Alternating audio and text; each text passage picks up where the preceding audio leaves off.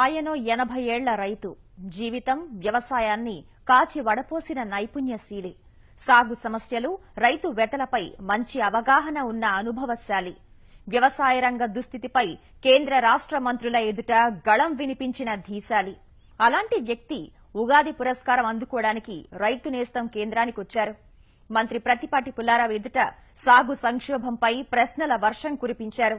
సంవత్సరాలు, తేదీలు, మంత్రుల పేర్లని అనర్గళంగా ప్రస్తావిస్తూ అధికారుల నిర్లక్ష్యాన్ని ఎండగట్టారు. జీతానికి తగ్గ పని ఎందుకు చేయరని నిగ్గదీసి అడిగారు. ఇప్పుడు ఈ వ్యవస్థను మార్చడానికి మార్గం ఏంటనేది 2012లో సురేష్ కుమార్ కలెక్టర్ గారు మీటింగ్ పెట్టారండి. 100 మంది రైతులు వచ్చారు, 50 మంది ఎంప్లాయీస్ వచ్చారు. రైతే రాజు, రాజరికం పోయిందన్నారు.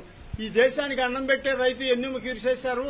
రసాయనిక ఎరువులు, పెస్టిసైడ్స్ వస్తాం వల్ల వ్యవసాయం దెబ్బతింది. భవిష్యత్తులో ఆహార పంటలు పండమని సబ్జెక్టు పెట్టారండి. పెడితే అందరూ అయిపోయారు. అందరూ రైతే రాజు, రైతే రాజు అంటున్నారు. దానికి పరిష్కారం ఏంటంటే ఎవరు రాలా. మేము వెళ్లి వ్యవసాయం 1 నెలలో మార్చగలుగుతామని అన్నాం. ఒక ఎంప్లాయీ అన్నాడు, మీ దగ్గర ఏమన్నా మంత్రదండం ఉందా అన్నారు. మంత్రదండం కాదండి, బ్రిటిష్ గవర్నమెంట్ లో అగ్రికల్చర్ లేబర్ కన్నా ఎంప్లాయీ శాలరీస్ తక్కువ ఉండేవి. అప్పుడు బతకలేక బడిపంతులు అనేవాళ్ళు. ఇప్పుడు బతకగలిగిన వాళ్ళు బడిపంతులు అయిపోయిన తర్వాత ఇంకొక చిన్న ఉదాహరణ చెప్పానండి. మనిషికి మొదటి శత్రువు బద్ధకం, రెండో శత్రువు కోపం. ఈ దేశానికి మొదటి శత్రువు ఎంప్లాయీ, రెండో శత్రువు చైనా, పాకిస్తాన్ అన్న. అన్ని బాగానే చెప్పారు. మాయమ్మడు పడ్డారేంటని అడిగారు ఆ ఎంప్లాయీ. ఎలక్షన్లు వస్తే సమ్మె చేస్తారు, మీరు ఎగ్జామినేషన్స్ వస్తే సమ్మె చేస్తారు, బడ్జెట్ వస్తే సమ్మె చేస్తారు, అమెరికా నుంచి డబ్బులు వస్తే సమ్మె చేస్తారు. మీరుందు 100కి 2.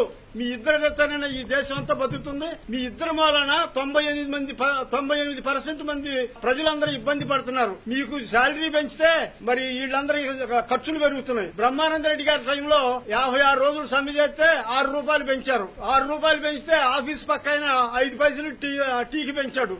రోజుకు 4 టీలు తాగుతాడు, 20 పైసలు. 30 రోజులకి 6 రూపాయలు సరిపోయి మరి ఆయన భార్యకి, పిల్లలకి, మరి తల్లిదండ్రులకి, మరి టిఫిన్లకి, వీటన్నిటికీ ఎక్కడి నుంచి వస్తాయండి? పిఆర్సీ 43% పెంచితే 2 అంకెల్లో ఉన్నటువంటి ఆహార ధాన్యాలన్నీ 3 అంకెల్లోకి వెళ్ళిపోయి మళ్ళీ అయిపోయింది. మళ్ళీ మాకు డిఏ పెంచుతారా, టీఏ పెంచుతారా? ఎంత పెంచితే సరిపోద్ది? ఇదే విధానం అండి.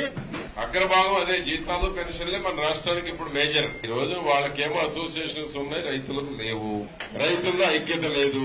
రైతుల్లో ఐక్యత ఉంటే దేశం కంట్రోల్లో రైతు చేతిలోకి వస్తుంది.